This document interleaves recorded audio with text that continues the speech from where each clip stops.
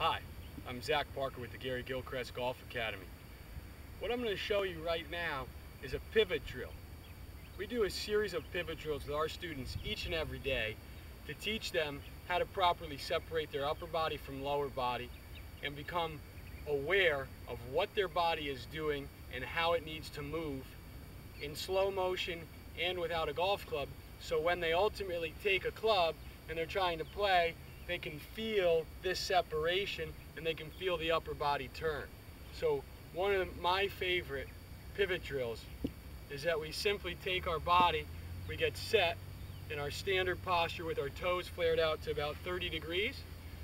Instead of facing our palms together, we're going to face our palms back to back. So it's taking your left hand and putting it behind your right hand, taking your normal posture, feeling a good spine tilt.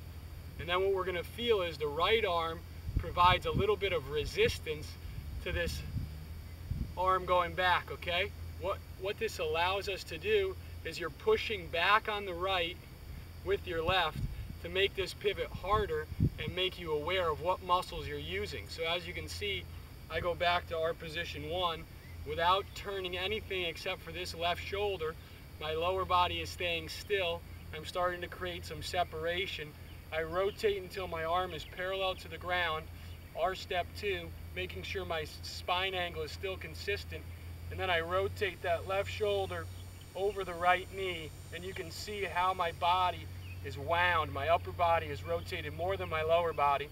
And then in this position, I'm going to feel the left knee move while my right arm is holding my left arm back to create that separation that we're hearing about in the golf swing so much these days. Create that separation, rotate into impact, and finish. Remember, with this drill, as I show it to you from down the line, we're using the right arm to bring back, okay? And the left arm is providing resistance, making this both an exercise and a pivot. Remembering that the goal is to teach our students how to separate their upper body from lower body and generate more power. So we're going to find that great posture. We're going to get our toes turned out to about 30 degrees. We're going to let our arms hang normal like a golf swing.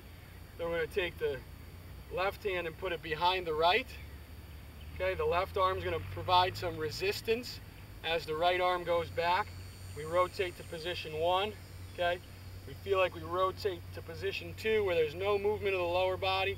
My left arm's across the chest. I maintain my spine angle. And from this position, I'm going to take my left shoulder, rotate it over my right knee. At that point, my left knee might be pulled slightly back. Now I'm going to hold my right arm back while my left knee moves, separate that upper body from lower body, rotate into impact, keeping my spine angle, and rotate through to the finish. It's a great pivot drill that can be performed both right-handed and left-handed. Remember, when you're strengthening or performing a stretch, it's vital to your body that you perform both pivots, right-handed and left-handed. You want to strengthen both sides, and certainly for a junior golfer, if we're doing pivots and hitting balls all this direction, they need to not only strengthen but also stretch their left side so that both sides are flexible and stable.